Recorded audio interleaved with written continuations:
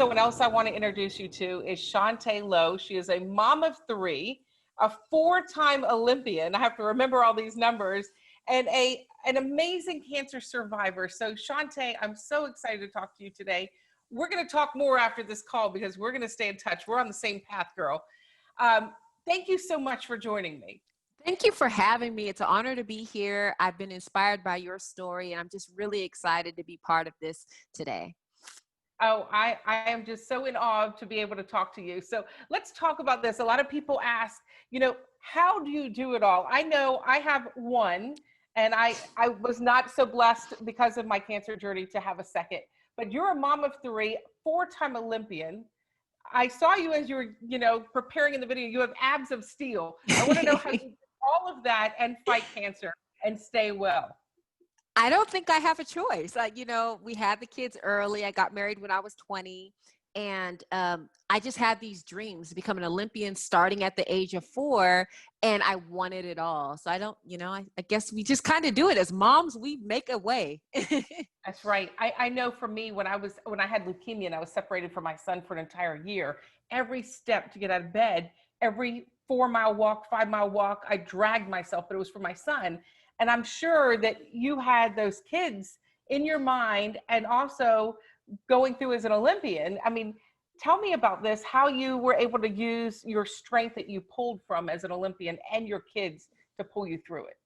Yeah, I think that even getting the diagnosis of breast cancer, the first concern of mine was not being able to be here for my kids. And the thoughts that flooded my head were all of the things that I didn't teach them, that I hadn't talked to them about. And immediately I was like, I know I want to make a video. And I was like, is it the video to teach them all the things? I was like, no, the video I made was to encourage myself to get out of the bed and continue to fight so that I could be the one to be there for them in their future. And so whenever I got to the point where I was laying in the bed and I was just like, did not want to move, you know how it is, like with treatment, I would play that video of me encouraging myself. And at the end, my husband actually had each one of my children recording a video encouraging me to get up out of the bed. And I played it and I got up. And I think that's why I'm able to be here training today. Wow. So tell me, how many years ago were you diagnosed with breast cancer? A year ago. Wow. Okay. I was in 2014 with leukemia. That lasted to 2015. And then I had breast cancer in January, and I still have another surgery. But I know that what I preach about and talk about is prehabilitation, preparing your body for illness. So the more fit you show up, the better you can get through it. So do you feel like you were able to pull strength from not just the competitive nature, but pull strength from that, knowing that the more fit you went in, the better you were able to get through it and withstand whatever treatment you had to go through? Absolutely. I think that even leading up to my first surgery, I made sure that I was like running as fast as I could. I was weight training. I was strengthening my core. But even mentally, like when I got to the part where workouts were hard and I wanted to stop, I would push myself just a little bit further because I knew that that's the same mental strength that I was going to need to push my body physically after. And just like you, I still have one more surgery left. And it's one of those things where you really have to put a lot of the right stuff in you because you're not going to transform into a completely different person afterwards. You're still going to have, whatever you put in, you're still going to have those traits to be able to pull back on. So I definitely did that. Well, not all of us are as fortunate to be a 4-time Olympian, but I will say I'm more of I was a weekend warrior, but many of us had to adjust our lifestyles. I was a runner and a triathlete. Now I'm a fast walker and I cycle on trails, not roads. So have you had to make some adjustments? Yeah, I think one of my pride and joys was the ability to be able to run for long distances very fast. So like my mile run time, I probably run like 6 minutes flat. And I was proud of that. And when I had chemotherapy, it knocked me from 6 minutes to 15. Welcome to my world. And so like, for me, even in the 4th grade, that wasn't a time that I ran. So just in a matter of like 3 to 6 months to have that significant of a change, it was really hard on me. But one thing, go ahead. Go ahead. No, I laugh about that, but the reality is we all in some way have to mourn the person we once were and embrace the new person we are. as we move forward and still stay active and still prepare our bodies each and every day.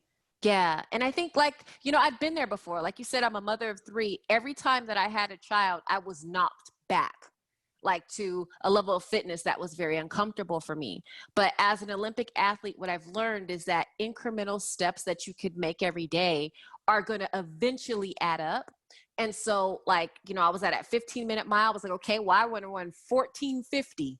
And I was able to do that. And now I'm back to 6 minutes. So for me, I have that belief that, like, you could do it, but it takes that clawing and fighting and pushing for it every single day. We could all get back to our own personal best. I was never at 6 minutes, but if I can get back to my personal best and know that it's achievable and attainable.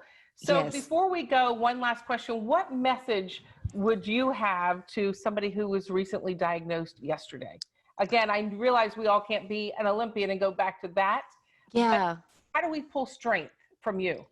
I think that the biggest element of strength that I had was not my body, but my mind.